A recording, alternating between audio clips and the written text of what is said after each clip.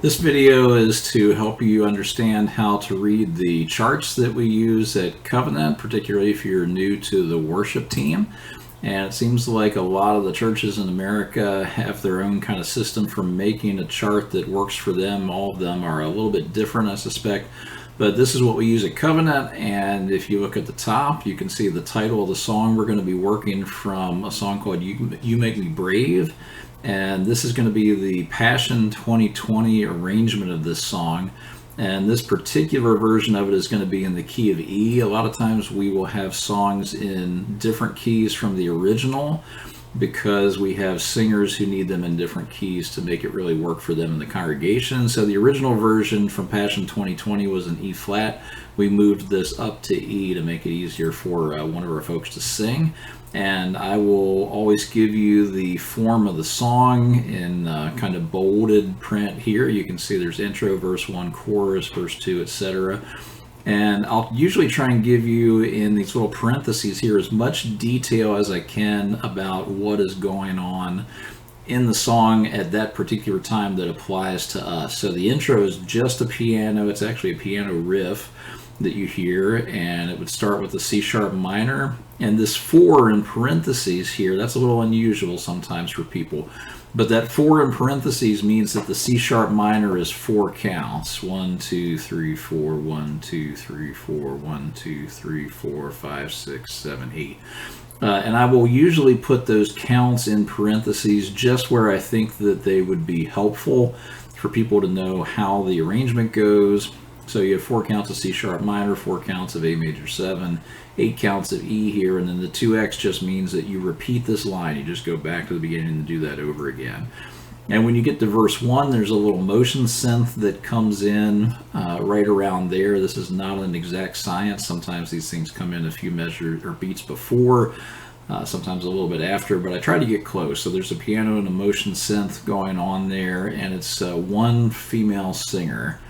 And then we would kind of go through the chords here, and then when you get to here, for this F sharp minor 7, there's an 8 count there, and this little SR stands for stop ring. That means that you play the F sharp minor chord and you hold the F sharp minor chord down and let the notes ring, but you don't play any more through there. So sometimes we'll have a stop ring, which is usually designated by SR just because I can't fit it on the end of the line.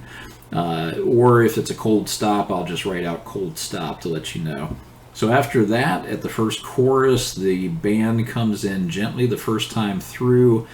You have 16th note hats, hi-hats from the drums, a solo female singer, the first chorus only, and then the second time you go through this chorus, other times that you go through this chorus, you have duet vocals from time to time, and those words that the duet vocals sing on are underlined. You can see they'll be here, and one of the standard things we use is we will underline duet vocals and we will italicize trio vocals. So if there's 2 people singing, it's going to be underlined. If there's 3 people singing, it's going to be italicized. This is not an exact science. We do the best we can to figure out who's singing where. Sometimes it's hard to hear. Sometimes we just simplify it for our purposes, but in general we try to get as close to what the original audio did as we possibly can.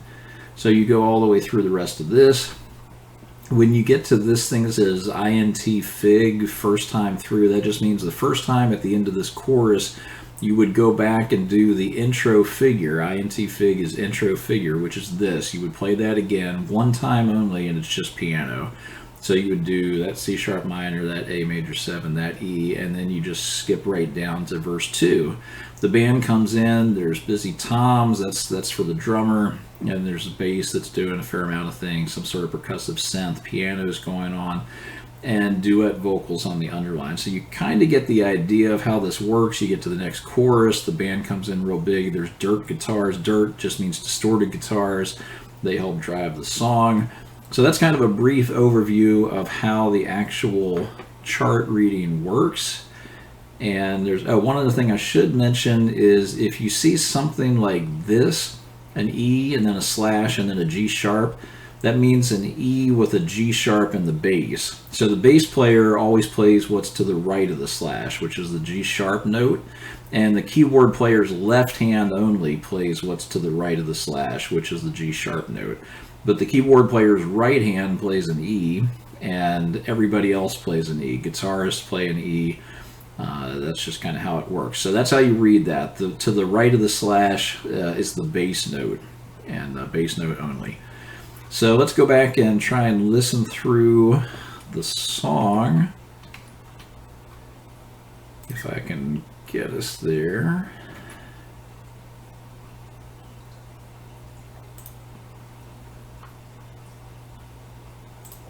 Here we go.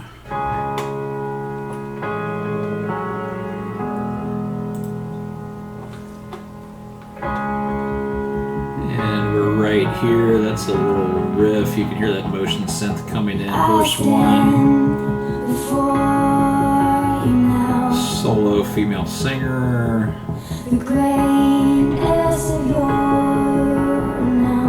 The chords always go right above the syllables that they go with.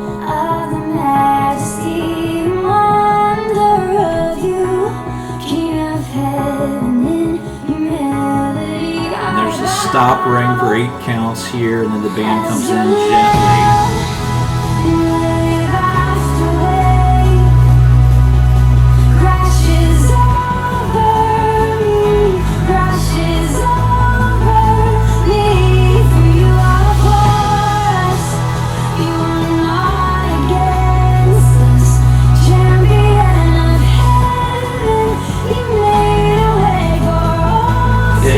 Goes right back to the intro figure here. Means you play this through one time, and then you skip down to verse 2 where the band comes in.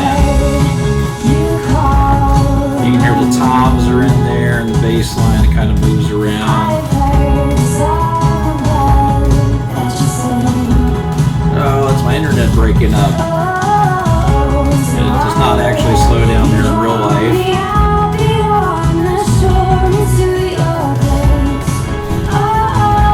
Duet vocal there, it's subtle. Real big, band's big here.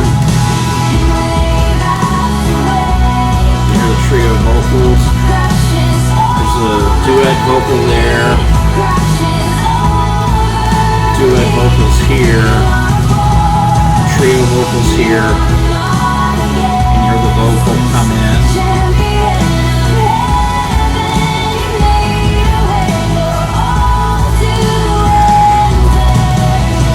Second time is a stop ring for 16 counts. That's a long wait, and then down to the bridge, just piano at first. You make me pray. You call me out. E over C sharp. You can hear the C sharp in the left hand of the piano. You make me pray. You make me. You hear a really light kick drum coming back in. A little electric guitar fading back in that I didn't note there. Band's back gently here, A over C sharp.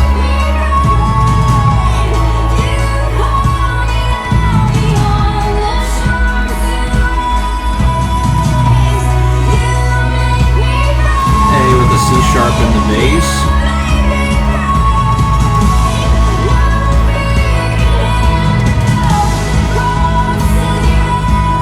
First part of this is just piano and synths. Just piano. And then it builds back at over, which is right here. Over. You can hear the band starting to build back. There's a stop ring for 4 counts on this big. Band's back really big here. Bass is straight 8s.